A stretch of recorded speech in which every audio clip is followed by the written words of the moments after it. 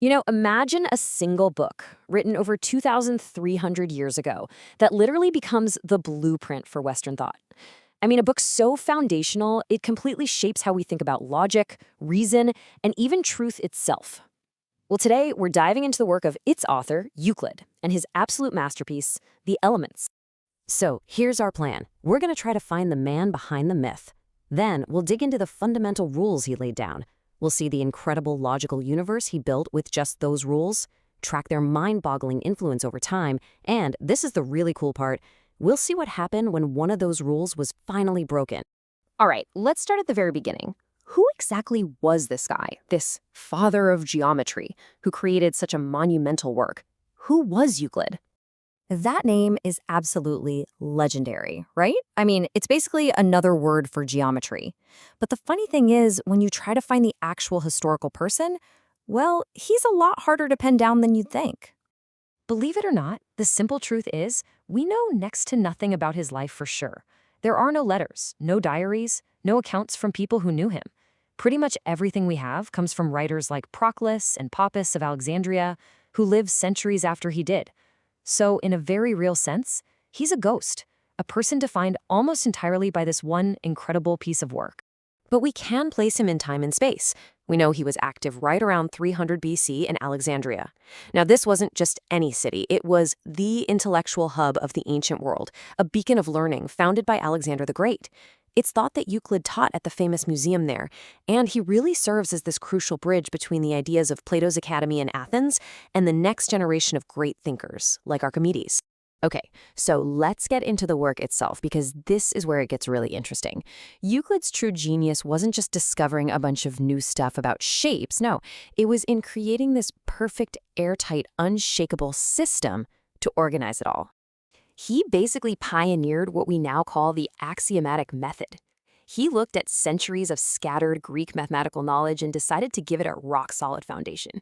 The idea is so brilliant and simple. You start with a handful of statements that are so ridiculously obvious you don't even need to prove them. Then, using nothing but pure logic, you build everything. And I mean everything on top of that. It's like having a Lego set with just a few types of bricks, and from them you build an entire city.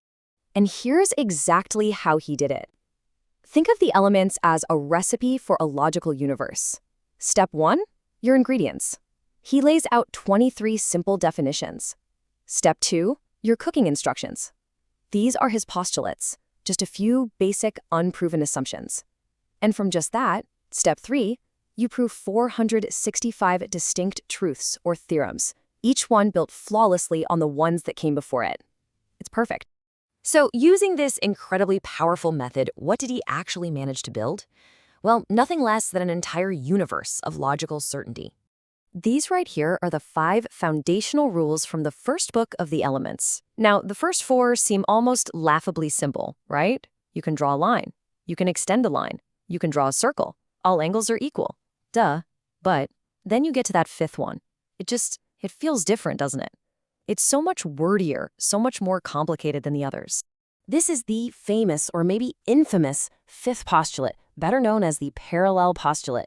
For 2,000 years, this thing was a thorn in the side of mathematicians everywhere. It just didn't feel as obvious as the others. Everyone thought, this has to be provable from the first 4, right? Well, keep that little thought in mind, because this seemingly small detail is going to become the huge twist in our story. But from just those 5 simple rules, Euclid built this massive 13-book mathematical edifice. And it wasn't just the geometry of triangles and circles we all learned in school. No way. The Elements also contain some truly groundbreaking number theory, like a proof that there's an infinite number of prime numbers. And it all culminates in some really complex solid geometry, describing the 5 perfect Platonic solids. The impact of this work, honestly, it's almost impossible to fully grasp. This wasn't just another math textbook. For centuries, it became the template for how to think logically about anything. For more than 2,000 years, if you studied math anywhere in the Western world, you studied Euclid. It's considered the most successful and influential textbook ever written.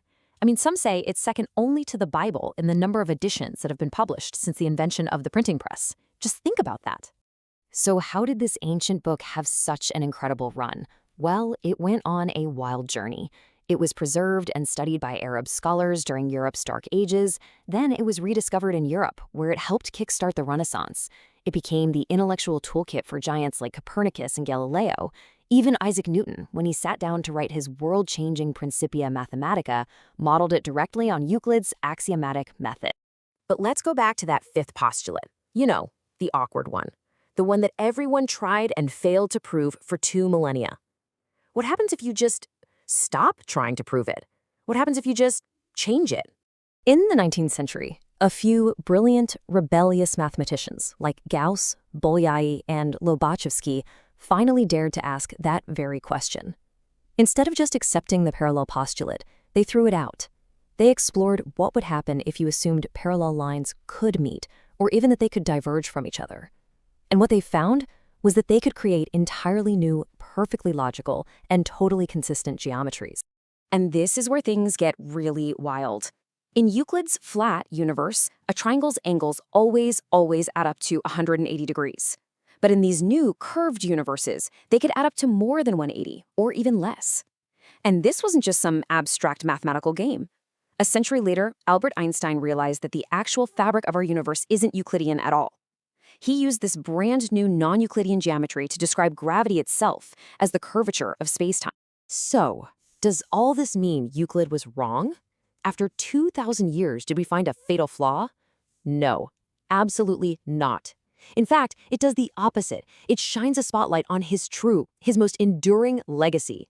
You see, what this all proves is that Euclid's real gift wasn't any single fact about triangles or circles.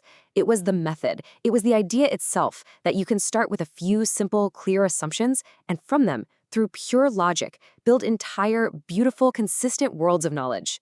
That is the blueprint he left us. And that leaves us with one final, kind of provocative thought. The story of Euclid's fifth postulate teaches us this incredibly profound lesson, that even our most foundational assumptions, the things we hold to be self-evidently true, can be questioned. And when you dare to question them, you can open up entire new universes of thought. So it really makes you wonder, doesn't it? What are the unquestionable truths we live by today?